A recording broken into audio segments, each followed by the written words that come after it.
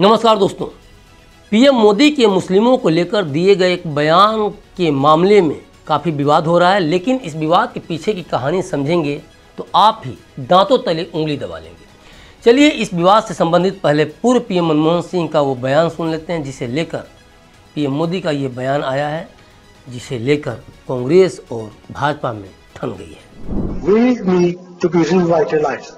We will have to devise innovative plans to ensure that minorities, particularly the Muslim minority, are empowered to share equitably in the fruits of development.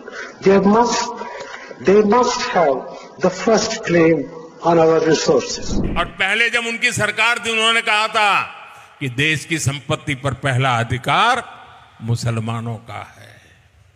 इसका मतलब ये संपत्ति इकट्ठी करके किसको बांटेंगे? जिनके ज्यादा बच्चे हैं उनको बांटेंगे। घुसपैठियों को बांटेंगे। क्या आपकी मेहनत की कमाई का पैसा घुसपैठियों को दिया जाएगा? आपको मंजूर है?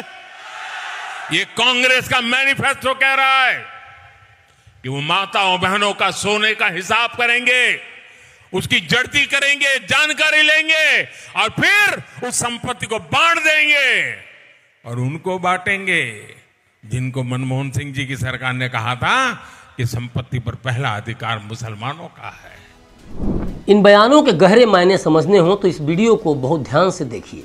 1992 में बाबरी को गिराया जाता है। उसके बाद 1996-1998 में अटल जी देश के पीएम रहते हैं और इसी दौरान संयुक्त मोर्चा की सरकार में एच.डी. देवेगौड़ा और उनके बाद इंद्र कुमार गुजराल भी पीएम बनते हैं। कुल मिलाकर देखा जाए तो 1999 यानी कि बाबरी को गिराने के बाद बीजेपी ही सत्ता में दिखती है। कांग्रेस की सरकार तो आती है, लेकिन बाबरी की घटना के बाद उसकी स्थिति काफ़ी खराब होने लगती है। जब कांग्रेस की अगुवाई में 2004 में संयुक्त प्रगतिशील गठबंधन यानी यूपीए की सरकार बनी तो इसमें 15 से ज़्यादा दल शामिल थे।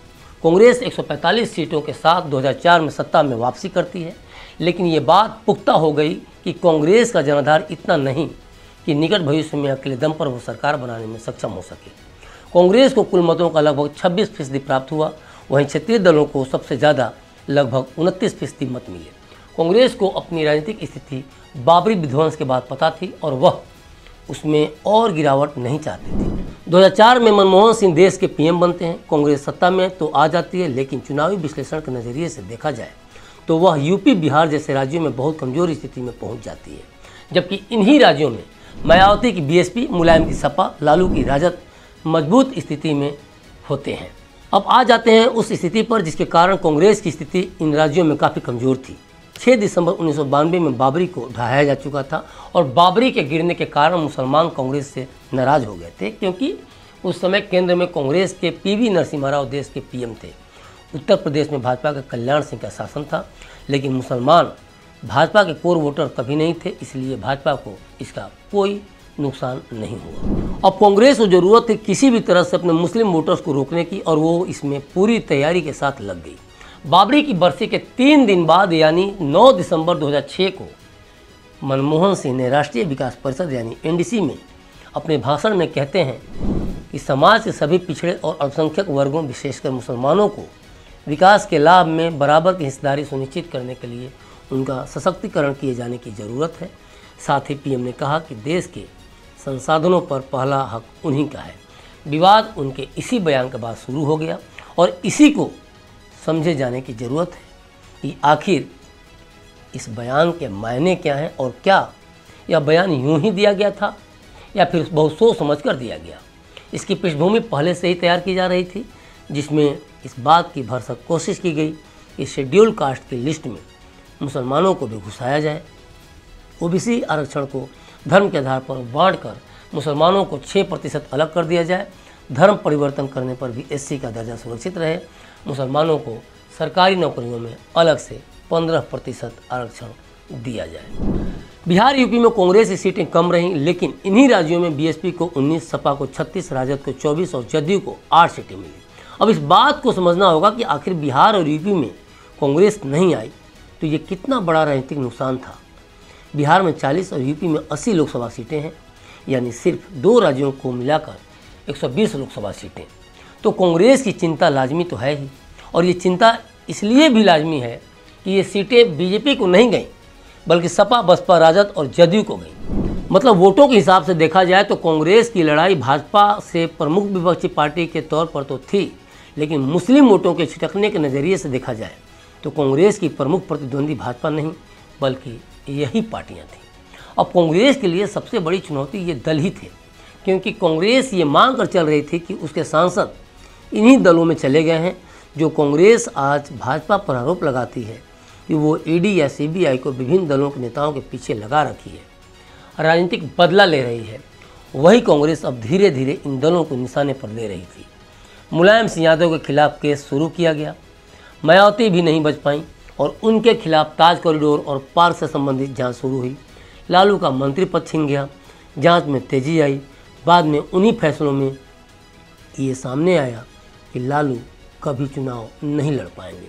मतलब जिन जिन पार्टियों ने कांग्रेस को मुस्लिम वोटों का नुकसान पहुंचाया था या कांग्रेस के मुस्लिम वोटर्स को लेकर नुकसान पहुंचाए थे, कांग्रेस ने उन्हें नेस्तनाबूद करने में कोई कसर नहीं छोड़ा।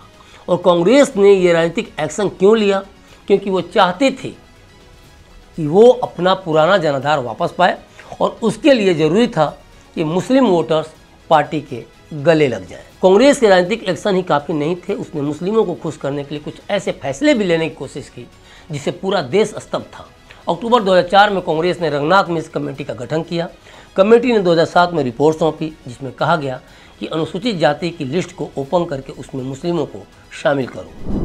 रिटायर्ड चीफ जस्टिस और कांग्रेसी नेता सांसद रंगनाथ मिश्र ने अपनी रिपोर्ट में लिखा कि मुसलमानों में भी जाति है, इसलिए उनमें भी एससी माना जाए और एससी लिस्ट में उनको भी आरक्षण दिया जाए। ये भी सिफारिश की गई कि कोई एससी अगर धर्म बदलकर मुसलमान या ईसाई बनता है तो भी उसका एससी दर्जा बना रहे। रंगनाथ मिश्रा धर्मांतरण का रास्ता साफ करने की कोशिश कर रहे थे और सरकार की सह उनको हासिल थी। मनमोहन सिंह 3 नवंबर 2006 को मुसलमानों को सरकारी नौकरियों में आरक्षण की चर्चा छेड़ चुके थे। रंगनाथ कमीशन ने मुसलमानों को नौकरियों में 15% आरक्षण देने की सिफारिश की थी। कांग्रेस द्वारा गठित इस आयोग में ओबीसी के 27% से 6% काटकर मुसलमानों को देने की सिफारिश भी की गई थी। इसके बाद 9 मार्च 2005 को मनमोहन सरकार सच्चर कमेटी का गठन करती है। मनमोहन सरकार के इस कमेटी का गठन इसलिए किया कि मुस्लिमों की शैक्षणिक और आर्थिक स्थिति का पता लगाया जा सके। 7 नवंबर 2006 को सच्चर कमेटी अपनी रिपोर्ट सरकार को सौंपती है। रिपोर्ट में कहा गया था कि मुसलमानों की हालत दलितों से भी खराब है। मुस्लिम आरक्षण के लिए चौतरफा माहौल बनाया जा रहा था। इसका सीधा नुकसान देश के सबसे वंचित एससी, एसटी और ओबीसी को होना था। हालांकि उनके विरोध के कारण ये हो नहीं पाया। इसके पहले 3 नवंबर को अल्पसंख्यक आयोग की बैठक होती है। मनमोहन बैठक में शामिल होते हैं और उसी बैठक में वे कहते हैं कि सरकारी नौकरियों में अल्पसंख्यकों को हिस्सा देना चाहिए, आरक्षण की बात करते हैं। बैठक में मनमोहन सिंह कहते हैं कि देश के अल्पसंख्यकों को संवैधानिक दर्जा देंगे। और इन सब के महज 1 महीने बाद यानी दिसंबर में मनमोहन का ये बयान आ जाता है कि देश के संसाधनों पर पहला हक उन्हीं का है। तो आपने देखा कि किस तरह से एक खास समुदाय को फ़ायदा पहुंचाने के लिए कांग्रेस ने इस तरह के बयान दिए।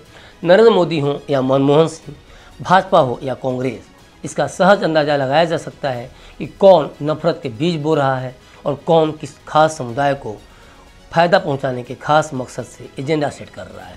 लेकिन जनता काफ़ी समझदार है, उसे पता है कि देश के लिए, विकास के लिए किसे वोट करना है और किसे नहीं। लेकिन जब देश के 2 पीएम इस मुद्दे पर बोल रहे हैं तो एक बार तो सोचना ही चाहिए कि क्या मुसलमान इतने कमज़ोर हैं कि देश के संसाधनों पर पहला हक मिलना चाहिए। अगर ऐसा होगा तो फिर एससी, एसटी, ओबीसी कहाँ जाएंगे। सवाल ये भी है कि जब एक कौम अलग देश मांगता है और उसे अलग देश मिल जाता है तो फिर उस कौम को पिछड़ी कैटेगरी में कैसे गिना जाए, और क्या वो कौम इतना कमज़ोर है। सवाल ये भी है कि सैकड़ों वर्षों तक मुसलमानों का देश में शासन रहा तो मुसलमान ऐतिहासिक रूप से पिछड़े कैसे हैं। अगर अभी भी जिन्हें कोई कन्फ्यूजन है तो उन्हें संविधान के अनुच्छेद 15 और 16 को पढ़ना चाहिए। शायद समझ में आ जाए कि मुसलमानों के मसले पर किसने राजनीति की, मनमोहन या मोदी, कांग्रेस या भाजपा। तो अभी तक के लिए बस इतना ही। बने रहिए क्लिक इंडिया के साथ और मुझे दीजिए इजाज़त। शुक्रिया।